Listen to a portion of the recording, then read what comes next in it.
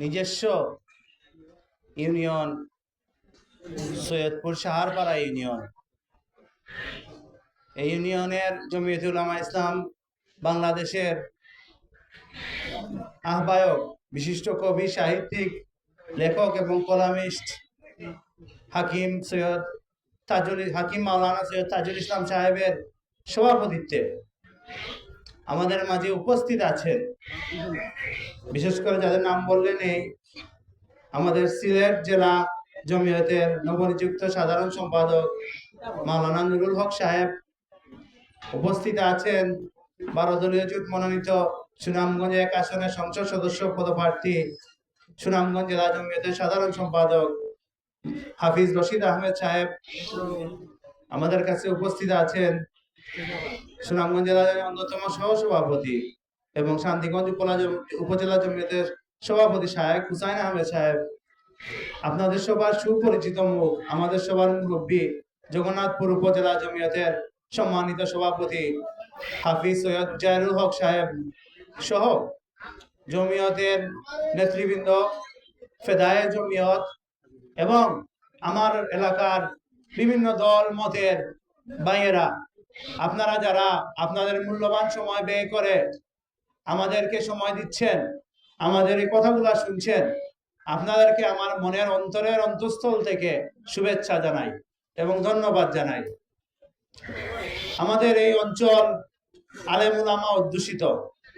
সেই সিলেটের আমাদের সবার শিষ্যমণি হযরত শাহজালাল রহমতুল্লাহ আলাইহির সফর সঙ্গী সৈয়দ শামসুদ্দিন রহমতুল্লাহ আলাইহি, শাহ কামাল রহমতুল্লাহ আলাইহি সহ এই অঞ্চলে যে আলেম উলামা পীর মাশায়েখ আমাদের কাছে ইসলাম ধর্ম নিয়ে এসেছেন এবং আমাদের সবাইকে এই দিনের মধ্যে আসার তৌফিক দিয়েছেন, তাদের সবাইকে আজকে স্মরণ করি এবং তাদের জন্য দোয়া চাই, আর যেন আল্লাহ পাক তাদেরকে জান্নাতুল ফেরদৌস নসিব করুন।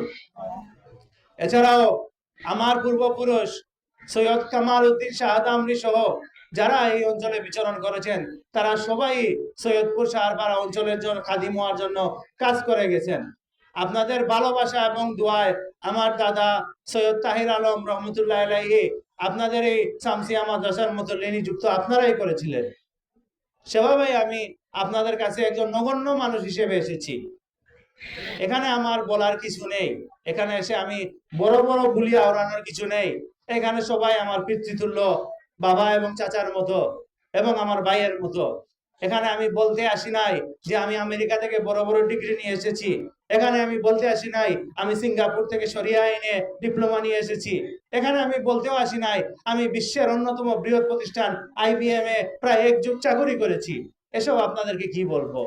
আপনাদেরকে শুধু একটা কথা বলতে চাই, আমাদের আশেপাশে অনেকেই আসবেন, এসে আমাদেরকে বুঝিয়ে বলবেন যে আমি আগামী দিনের বড় প্রধানমন্ত্রী, ডান হাত বাম হাত বা এরকম কিছু, এভাবে বলে অনেকেই আমাদেরকে অতীতে বিচলিত করেছেন। আপনাদেরকে তথ্যবহুল একটি উদাহরণ দেই। অতীতে আমরা এই বাংলাদেশের প্রধানমন্ত্রীর চাচাকে পেয়েছিলাম, আমরা কি পাইনি?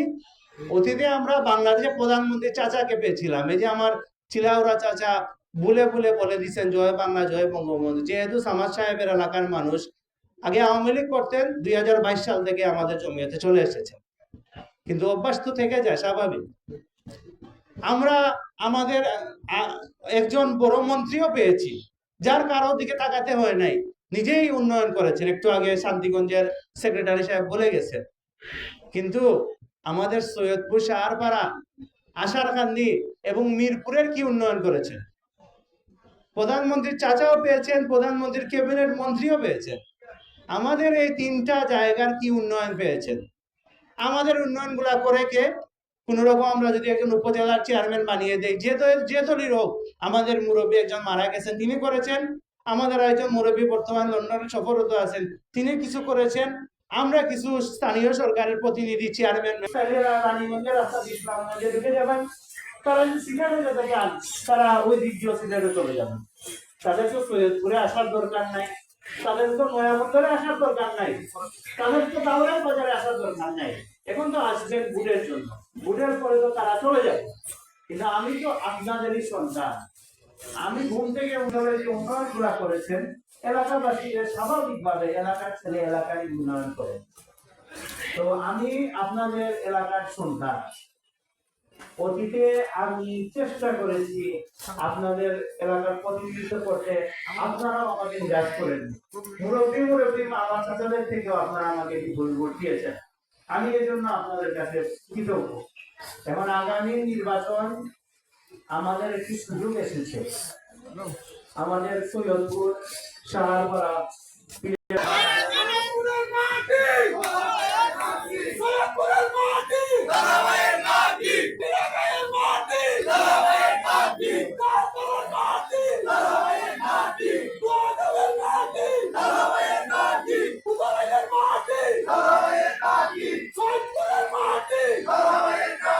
আসলে আজকের এখানে সমাবেশ করার কোনো নিয়ত ছিল না।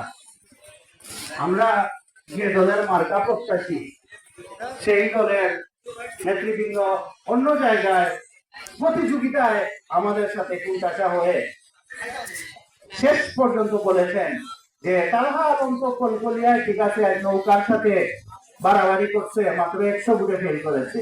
তালহা আলম চিলাউড়ায় সামান্য ভোটে ফেল করেছে। তালহা আলম পৌরসভায় হাজার হাজার ভোট পেয়েছে। তালহা আলম মিরপুরের সন্তানদের সাথে লড়াই করেছে। তালহা আলম আশারাকান্দিতে গলায় গলায় থেকেছে। সৈয়দপুর সাহারপাড়া দেখে যান,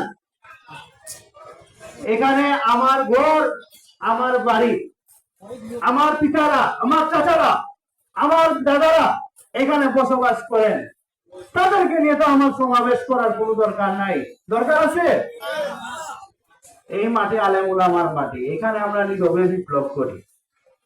ইনশাআল্লাহ আগামী নির্বাচনেও আমরা নীরবে বিপ্লব করব। তবে কথা যেহেতু উঠে গেছে, আজকে যেতে চাই ইনশাআল্লাহ ফেব্রুয়ারিতে নির্বাচন হোক অথবা যে সময় নির্বাচন হোক, এই নির্বাচনে তালহা আলমের নয় সৈয়দপুর সাহারপাড়া ইউনিয়নের ব্যালট থাকবে ইনশাআল্লাহ। আর যেই ব্যালটে ইনশাআল্লাহ আমি আমার ইউনিয়নের হয়ে প্রতিদ্বন্দ্বিতা করব। আমরা জানি আমাদের সাথে জগন্নাথপুর এবং শান্তিগঞ্জ